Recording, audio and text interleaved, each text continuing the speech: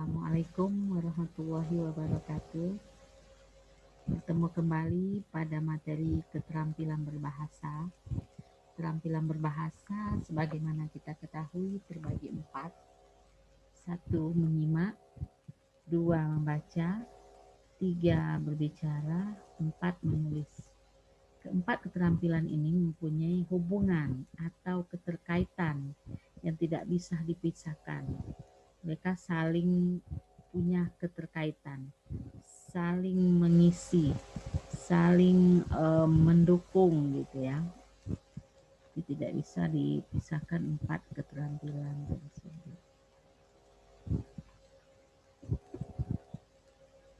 Kali ini kita masuk pada keterampilan membaca pemahaman.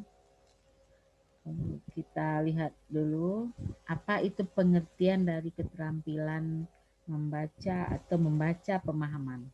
Membaca pemahaman yaitu sebuah kegiatan yang bertujuan untuk memperoleh informasi yang mendalam serta pemahaman tentang apa yang dibaca dan memahami arti atau suatu maksud dalam sebuah bacaan melalui tulisan yang kita baca.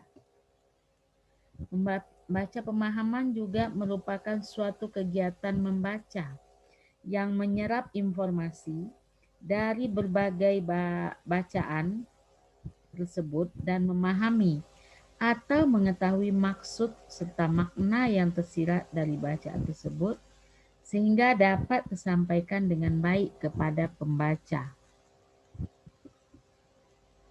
Dari dua pengertian di atas dapat kita tarik kesimpulan bahwa membaca pemahaman merupakan suatu kegiatan membaca untuk memahami isi bacaan, baik itu yang tersirat, yaitu yang tidak tertera di sana ya, jadi makna di balik itu, maupun yang tersurat dalam suatu bahan bacaan, yaitu makna yang tertera di sana.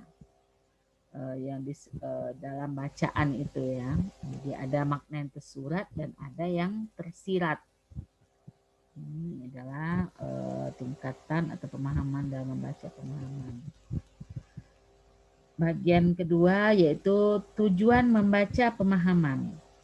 Tujuan membaca pemahaman ialah untuk memperoleh suatu informasi dalam pemahaman penuh terhadap argumen-argumen yang logis.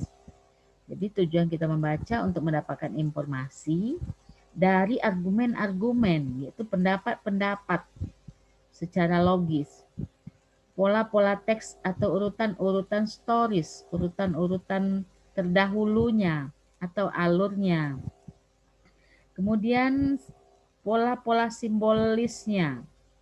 Jadi pola-pola yang ada di dalam bahan bacaan. Nada-nada tambahan yang bersifat emosional. Nada-nada ini dipengaruhi oleh tanda baca. Jadi kita dalam membaca harus mengikuti atau menerapkan tanda baca yang terdapat dalam bacaan. Dan juga sarana-sarana linguistik yang digunakan untuk mencapai tujuan. Jadi ada linguistik yaitu kebahasaannya ya. Masuk pada bagian berikut yaitu aspek-aspek membaca pemahaman. Aspek dalam membaca pemahaman itu pertama yaitu retorikal. Jadi membaca pemahaman itu ada yang namanya disebut makna retorika, yaitu pertanyaan yang tidak membutuhkan jawaban secara jelas. Dia cukup bisa dijawab dengan ya, tidak, atau tidak mesti dijawab. Ini disebut retorikal. Retorika yaitu pertanyaan yang diajukan oleh si pemberi materi atau pemberi khotbah atau pidato. Ini pertanyaan tidak butuh dijawab secara jelas. Kemudian ada lagi gramatikal, grammarnya, yaitu pembentukan katanya. Apakah dia kata dasar, kata berimbuhan, sisipan, dan sebagainya. Kemudian ada lagi memahami leksikal, yaitu makna sebenarnya.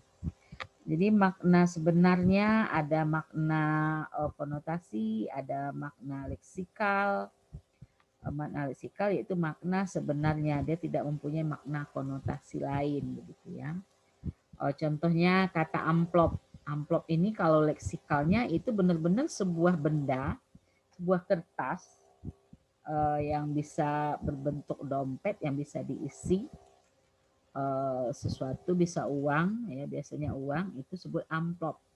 Tapi untuk makna konotasinya, amplop bisa jadi diindikasikan itu sebagai suatu sogokan atau sifatnya ke negatif ya. Ini yang sebut makna, ada leksikal, ada konotatif. Jadi kita memahami pengertian sederhana pada leksikal, yaitu makna sebenarnya. Ini pada aspek membaca pemahaman yang sifatnya non fiksi ya.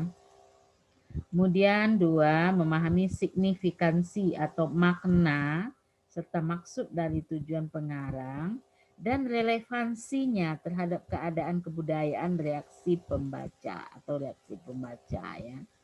Jadi suatu kebudayaan tertentu hal-hal yang tidak sama dengan kebudayaan suatu daerah itu hal yang biasa. Dia ungkapkan, dia lakukan di sana. Tetapi bagi kita si pembaca yang mempunyai kebudayaan yang berbeda, kebiasaan yang berbeda, maka ini kita tidak mesti kita tiru. Cukup kita jadikan sebagai pelajaran saja. Contohnya boleh berkata nada yang tinggi, itu kebudayaan kita tidak, atau meminum minuman yang terlarang di sana, suatu kebudayaan atau suatu daerah itu hal yang biasa. Tapi di suatu daerah atau agama tertentu itu bukan hal yang biasa. Ini menyesuaikan dengan keadaan ya budaya serta relevansinya dengan kebudayaan atau reaksi pembaca. Kemudian evaluasi atau penilaian. Dalam membaca, kita melakukan suatu evaluasi. Ya, membaca pemahaman itu ada evaluasinya. Apa yang dievaluasi? Yaitu isinya seperti apa. Apakah benar ini pemahamannya? Apakah benar isinya ini? Sesuai tidak dengan sesuatu yang diharuskan. Kemudian bentuknya, ya, bentuknya. Bentuk di sini berupa kalimat. Karena dia membaca. Kalau membaca kan kalimat atau lambang-lambang simbol ya. Kemudian keempat, kecepatan membaca yang fleksibel dan mudah disesuaikan dengan keadaan. Jadi kecepatan membaca itu sesuaikan dengan keadaan atau konteks kalimatnya. Kalau konteks kalimatnya bertanya, itu kecepatan membacanya di ujung harus ada intonasi bertanya. Kalau kalimatnya berupa suatu marah, ya, maka ungkapannya juga akan mengikuti nada marah. Jadi ini yang disebut fleksibel, dia bisa berubah sesuai dengan konteks dalam suatu bacaan tersebut. Masuk pada bagian keempat, yaitu prinsip-prinsip membaca pemahaman. Membaca pemahaman itu ada ada beberapa prinsip dalam membaca pemahaman. Satu, pemahaman merupakan proses konstruktivis sosial ya. Konstruktivis sosial yaitu pemahaman itu berdasarkan bagaimana masyarakat pembacanya ya, penikmatnya, konstruktivisme sosialnya bagaimana. Kemudian seorang guru yang profesional atau unggul, dia mempengaruhi cara bacanya di depan siswanya. Kalau guru itu membacanya cepat tanpa intonasi, maka siswa juga akan meniru. Tapi kalau jika guru membaca dengan benar, ya mengikuti tanda baca, koma, titik, tanda tanya, tanda seru, maka siswa juga akan meniru. Jadi guru membaca atau yang profesionalnya seorang pendidik, ini bagaimana reaksi mereka, bagaimana mereka melakukan suatu keterampilan membaca atau menyuruh siswa menyimak dari bacaannya, maka siswa akan meniru. Ini harus diingat, maka kita membacakan suatu bacaan yang sifatnya simakan kepada siswa, kita harus betul-betul mengikuti tanda baca. Yang ketiga atau C, strategi dan keterampilan membaca bisa diajarkan. Jadi dalam membaca ada strateginya, ada keterampilannya, ada metodenya, ya. Jadi tidak selalu membaca itu cepat, tidak harus selalu nyaring, ya. Apalagi pada pembaca pemahaman. Baca pemahaman yang diinginkan adalah memahami suatu bacaan. Bisa membacanya di dalam hati, bisa bersuara kecil atau bersuara besar, ini tergantung kebiasaan seseorang. Tapi yang namanya membaca pemahaman, idealnya, seharusnya, itu adalah membacanya di dalam hati. Maka dituntutlah suatu konsentrasi di sini ya, konsentrasi dalam membaca. Kemudian masuk pada bagian D, membaca hendaknya terjadi dalam konteks yang bermakna. Membaca pemahaman itu harus ada konteks yang bermaknanya. Harus ada makna yang kita baca dari bacaan tersebut. Apa maknanya? Ini tergantung dari isi bacaan dan sangat dipengaruhi oleh interpretasi si pembacanya, pemahaman si pembacanya. Membaca yang baik, memegang peranan yang strategis dan berperan aktif dalam proses membaca. Jadi pembaca ini kalau dia konsentrasi, dia mengikuti intonasi, maka ini akan mempengaruhi strategis dalam berperan aktifnya dalam membaca. Kita melakukan membaca pemahaman, tapi kita melakukan dengan main-main. Kita melakukannya dengan tidak serius, maka ini pemahaman kita akan berubah. Ya, jadi peranan si pembaca itu berpengaruh aktif terhadap proses membaca ya, jadi strategisnya begitu. Bagian F yaitu perkembangan kosakata dan pembelajaran mempengaruhi pemahaman membaca. Kalau kita sudah sering membaca, sudah sering mendengar, sudah sering melakukan kegiatan keterampilan berbahasa, maka banyak suku kata atau istilah-istilah kata yang kita pahami. Semakin banyak suku kata atau kosakata yang kita pahami, maka dalam membaca akan mempengaruhi pemahaman kita dalam membaca. Contohnya, ada istilah vertikal, horizontal, ya. Ini kan dalam matematika berbeda maknanya dengan khusus maknanya dengan yang sehari-hari kita gunakan. Kemudian istilah-istilah bahasa kajian, ya, contohnya ada steril, ada steril, ada hotel prodeo, ada meja hijau dan sebagainya. Ini disebut istilah kajian, yaitu istilah-istilah yang sesuai dengan konteks ilmunya. Dengan kita memahami kosakata-kosakata yang lebih banyak, maka mempengaruhi pemahaman kita dalam membaca suatu teks atau suatu bahan bacaan. G yaitu keseimbangan keaksaraan adalah kerangka kerja kurikulum yang membantu perkembangan pemahaman. Jadi keseimbangan keaksaraan itu kerangka kurikulum yang membantu perkembangan pemahaman. Jadi kita harus memahami simbol-simbol, lambang-lambang ya. Ini untuk membantu kita dalam memahami suatu bahan bacaan atau kerangka kerja dari kurikulum yaitu keaksaraannya. Kemudian siswa menemukan manfaat membaca yang berasal dari berbagai teks, berbagai tingkatan kelas. Seorang guru kelas rendah yaitu 1, 2, 3 akan berbeda bahan bacaan yang ia berikan dibandingkan dengan guru kelas tinggi yaitu 4, 5, 6. Karena tingkat pemahaman mereka berbeda. Tingkat kesukaan atau fokus mereka itu berbeda. Untuk tingkat kelas rendah, bacanya lebih ringan pemahamannya atau yang diserap di sana itu akan harus lebih ringan dibandingkan dengan siswa kelas tinggi 4, 5, 6. Ini pemahamannya sudah lebih tinggi. Maka jumlah kata, jumlah halaman dan kerumitan dalam memahami bacaan ini akan berbeda antara kelas tinggi dengan kelas rendah. Kemudian kita masuk pada prinsip membaca pemahaman.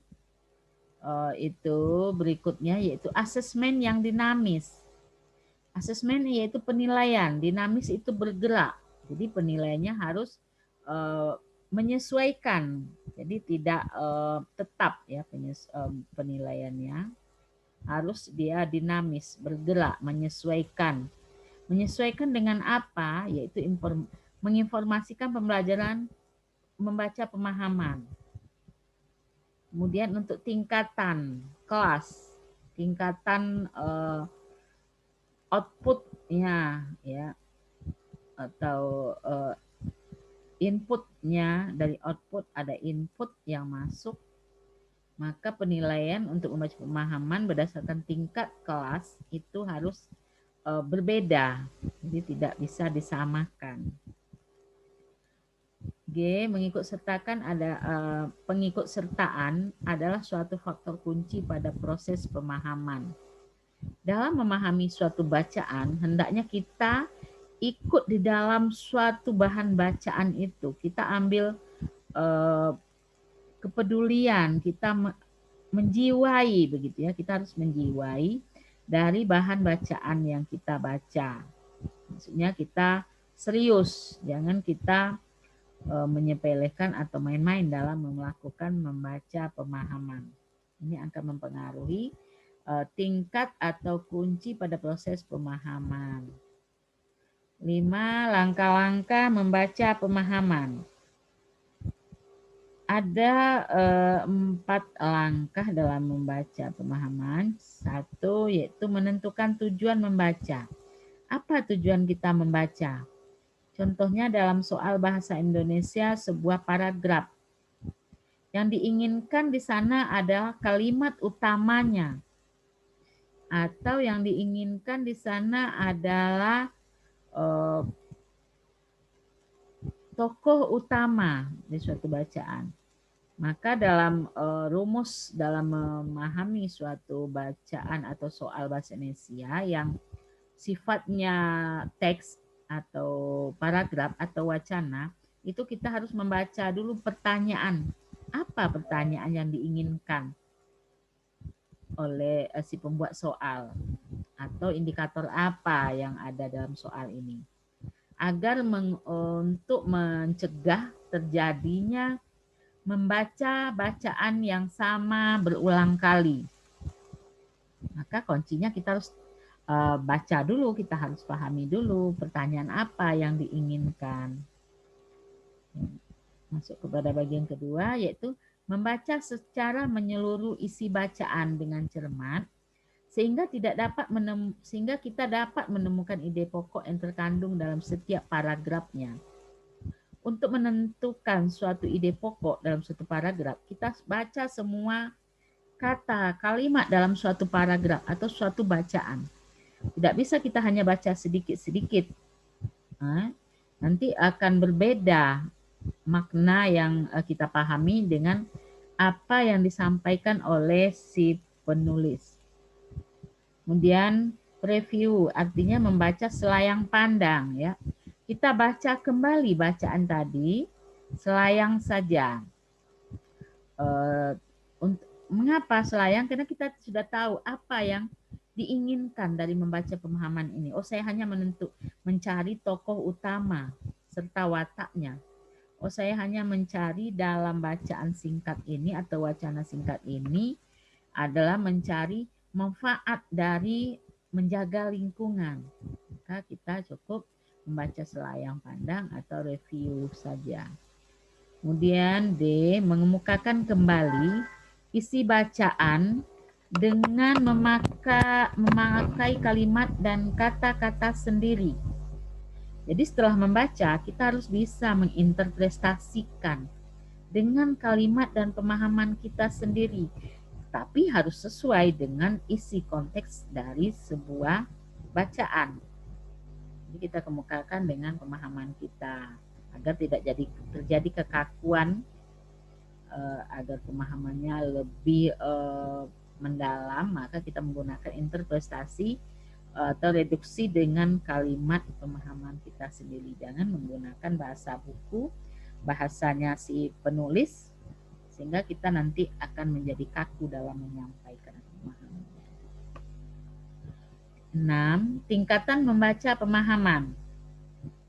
Ya, ada tingkatan dalam membaca pemahaman. 1.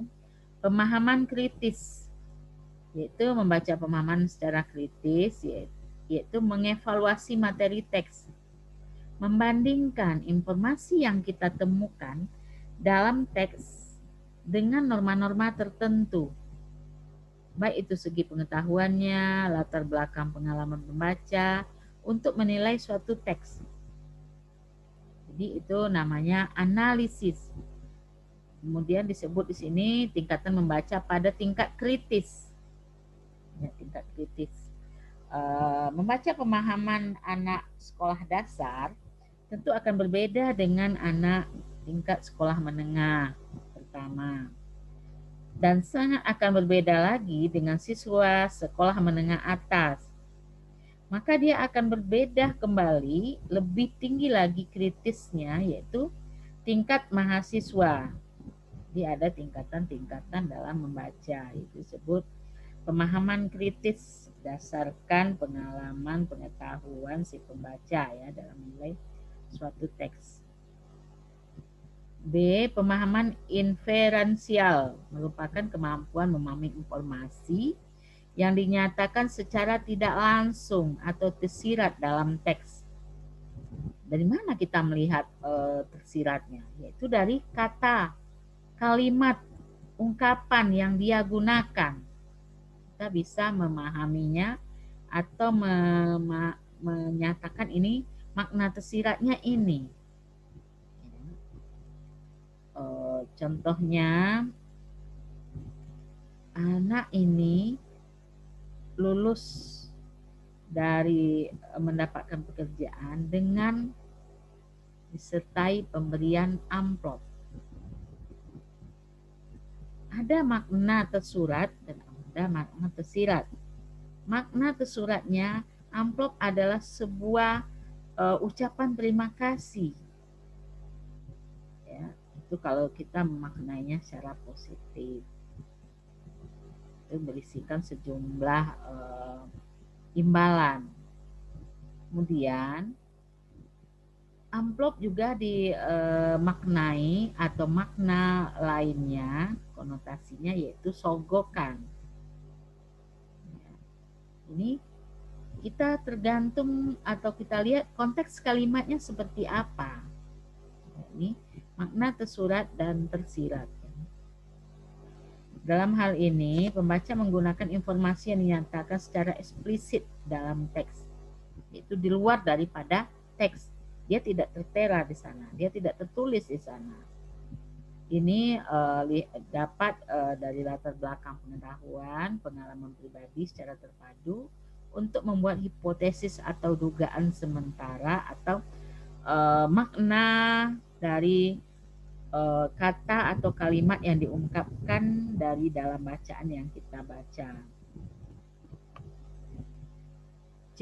Pemahaman kreatif adalah kemampuan untuk mengungkapkan respon estetis dan emosional terhadap teks yang sesuai dengan standar pribadi dan standar profesional.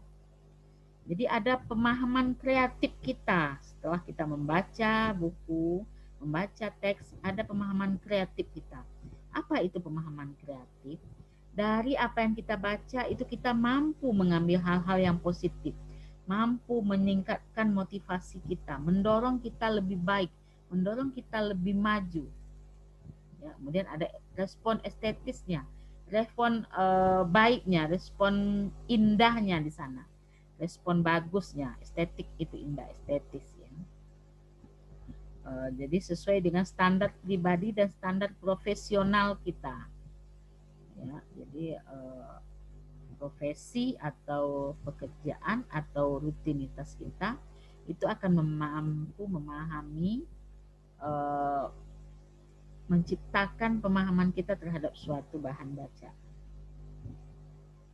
Membaca dituntut memakai daya imajinasi untuk memperoleh gambaran baru yang melebihi apa yang disajikan penulis. Jadi apa yang disajikan penulis kita mampu membuat lebih dari sana. Kita mampu mengembangkan lebih luas lagi. Contohnya lingkungan hidup. Ya. Lingkungan hidup itu kan luas ya. Maka kita akan berpikir, oh lingkungan hidup itu ada hewan, ada tumbuhan, ada manusia, dan sebagainya. Ini salah satunya kita menggunakan daya imajinasi kita untuk memperoleh gambaran yang baru, yang lebih luas lagi apa yang disajikan daripada yang tertulis.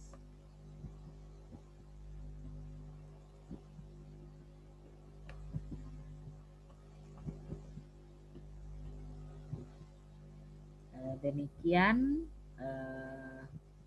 materi keterampilan membaca. Bunda akhiri. Billahi taufik wal hidayah. Assalamualaikum warahmatullahi wabarakatuh. Tetap semangat, semangat, semangat.